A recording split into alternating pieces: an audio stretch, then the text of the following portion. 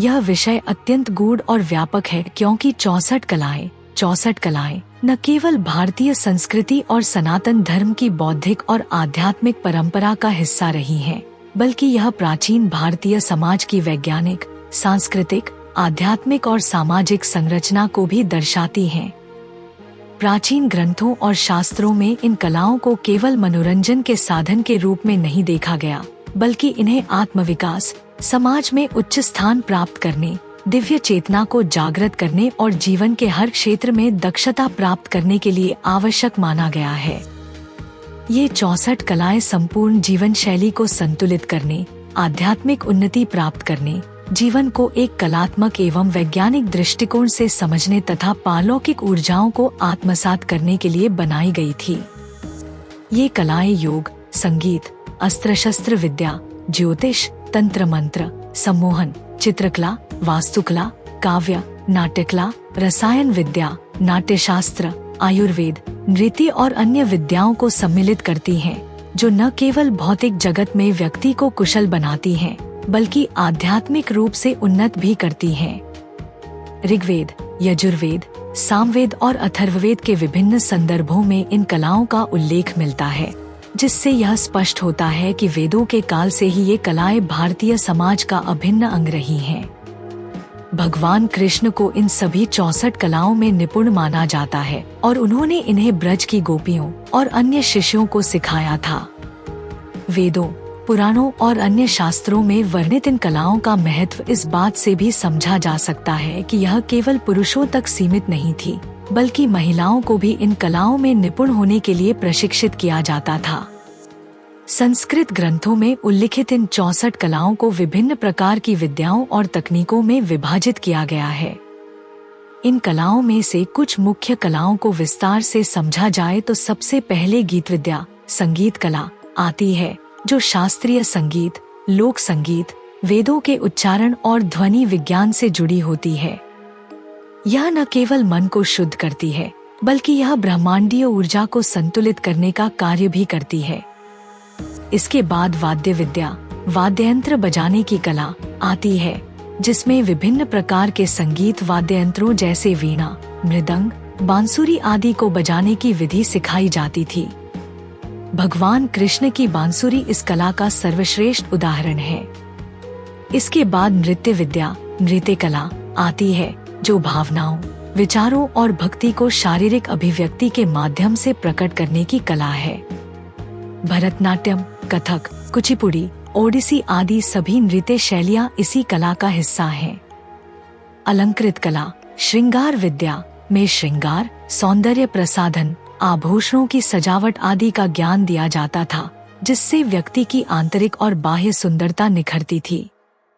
इसके बाद चित्र विद्या, चित्रकला आती है, जिसमें विभिन्न प्रकार के चित्र बनाने, भित्ति चित्र, मूर्ति कला और मंदिरों की नक्काशी करने की तकनीकें सिखाई जाती थी।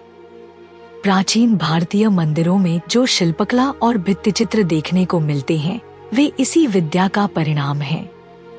माला विद्या, मालाओं की कला में विभिन्न प्रकार के फूलों और रत्नों से माला बनाने की विधियां शामिल थी, जिनका उपयोग देवताओं की पूजा, आध्यात्मिक अनुष्ठानों और राजसी समारोहों में किया जाता था।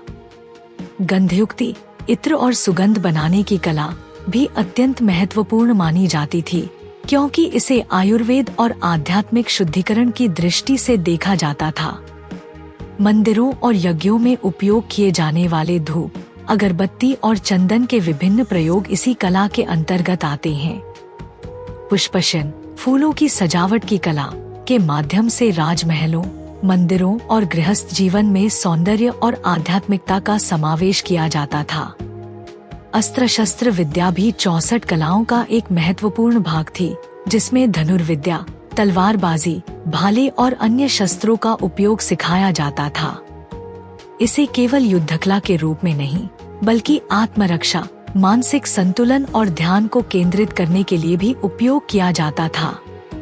संवाद कला में शब्दों के चयन, व्याकरण, काव्यशास्त्र और नाट्यशास्त्र का समावेश था। इस कला के माध्यम से व्यक्ति को अपनी बात प्रभावशाली ढंग से रखने की कला सिखाई जाती थी। इसी प्रकार मिथुन विद्या भी प्रमुख कला थी, जिसमें नृत्य, गीत और संवाद का उपयोग करके जीवन के विभिन्न पहलुओं को दर्शाने की तकनीकें सिखाई जाती थी। ध्यान योग विद्या में साधना, समाधि और आत्म साक्षात्कार के गूढ़ रहस्यों को समझाया जाता था, जिससे व्यक्ति स्वयं की चेतना को जागृत कर ब्रह्मांडीय ऊर्जा से जुड़ सकता था। सम्मोहन विद्या, हिप्नोटिज्म और मानसिक नियंत्रण की कला का उपयोग व्यक्ति को आकर्षित करने, ऊर्जा संतुलित करने और मानसिक शक्ति को बढ़ाने के लिए किया जाता था। इसके अलावा ज्योतिष विद्या में ग्रहों, नक्षत्रों और पंचांग के ज्ञान को शामिल किया जाता था, जिससे व्यक्ति अपने जीवन की दिशा और भविष्य को समझ सके। अभिचार विद्या, तंत्र विद्या में विशेष शक्तियों को प्राप्त करने की प्रक्रियाएं शामिल थीं, जिनका उपयोग सकारात्मक और नकारात्मक दोनों उद्देश्यों के लिए किया जा सकता था। वास्तु विद्या में भवन निर्माण, मंदिर निर्माण और नगर नियोजन की तकनीकें सिखाई जाती थी, जिससे ऊर्जा संतुलित रह सके और सकारात्मकता का संचार हो। आयुर्वेद विद्या में औषधियों, जड़ी बूटियों और पंचकर्म चिकित्सा का ज्ञान दिया जाता था, जिससे रोगों का उपचार किया जा सके। मंत्र विद्या में मंत्रों का जाप, उच्चारण की शुद्धता और उनकी प्रभावशीलता को समझाया जाता था। संक्षेप में 64 कलाएं केवल एक साधारण कौशल नहीं थी, बल्कि वेदों, उपनिषदों और पुराणों में वर्णित एक संपूर्ण जीवन प्रणाली थी, जिनका उद्देश्य व्यक्ति को आत्म साक्षात्कार, सामाजिक कल्याण और ब्रह्मांडीय ऊर्जा के साथ संतुलन बनाने की ओर ले जाना था। वर्तमान युग में इन कलाओं का महत्व इस रूप में है कि यदि इन्हें पुनर्जीवित किया जाए तो व्यक्ति न केवल अपने भौतिक जीवन में समृद्ध हो सकता है, बल्कि आध्यात्मिक रूप से भी उन्नत हो सकता है। आज कई कलाएं विलुप्त हो गई हैं, लेकिन कुछ अभी भी प्रचलित हैं, जैसे संगीत, नृत्य, योग, ज्योतिष और वास्तुशास्त्र। हमें इन प्राचीन कलाओं को फिर से सीखने, समझने और अपनाने की आवश्यकता है, ताकि हम अपने जीवन को संतुलित, समृद्ध और आध्यात्मिक रूप से विकसित कर सकें। लेकिन कई महत्वपूर्ण कलाएं, जैसे अस्त्र शस्त्र विद्या, अभिचार विद्या, पुष्पशन कला और गंधयुक्ति विद्या आज लगभग विलुप्त हो चुकी हैं। यदि हमें अपने प्राचीन ज्ञान और विरासत को पुनर्जीवित करना है, तो हमें इन कलाओं को फिर से सीखना होगा और अगली पीढ़ी को सिखाना होगा। आज की भागदौड़ भरी जिंदगी में, जहां लोग मानसिक तनाव और आत्महीनता से जूझ रहे हैं, वहाँ ये प्राचीन कलाएं आत्मविकास और मानसिक सशक्तिकरण में मदद कर सकती हैं। यदि हम इन कलाओं को आधुनिक विज्ञान और तकनीक के साथ जोड़ें, तो हम अपने जीवन को अधिक संतुलित, आनंदमय और उन्नत बना सकते हैं। इसलिए हमें अपनी जड़ों से जुड़ना होगा और इस प्राचीन ज्ञान को पुनः अपनाना होगा। सनातन धर्म में केवल भक्ति ही नहीं, बल्कि जीवन के हर पहलू का संपूर्ण ज्ञान मौजूद है। हमें इसे केवल धार्मिक दृष्टिकोण से नहीं, बल्कि एक वैज्ञानिक और व्यावहारिक दृष्टिकोण से भी देखना होगा। अगर आपको यह वीडियो पसंद आया हो, तो इसे लाइक करें, अपने मित्रों और परिवार के साथ शेयर करें और चैनल को सब्सक्राइब करें, ताकि सनातन ज्ञान से जुड़ी और भी रहस्यमयी जानकारियाँ आपको मिलती रहें। क्या आप इन 64 कलाओं में से किसी कला को सीखना चाहेंगे? कमेंट में अपनी राय जरूर बताएं। मुझे अल्फाटब क्यों पसंद है? अल्फाटब छोटे बच्चों को कम उम्र में ही सनातन मूल्यों, ज्ञान और शब्दावली से परिचित कराने के दिलचस्प तरीके प्रदान करता है। अल्फाटब बच्चों की शिक्षा के लिए एक अनूठी अवधारणा के साथ एक शब्दावली किट भी है। यह स्कूलों में भी एक बेहतरीन किट के रूप में काम कर सकता है।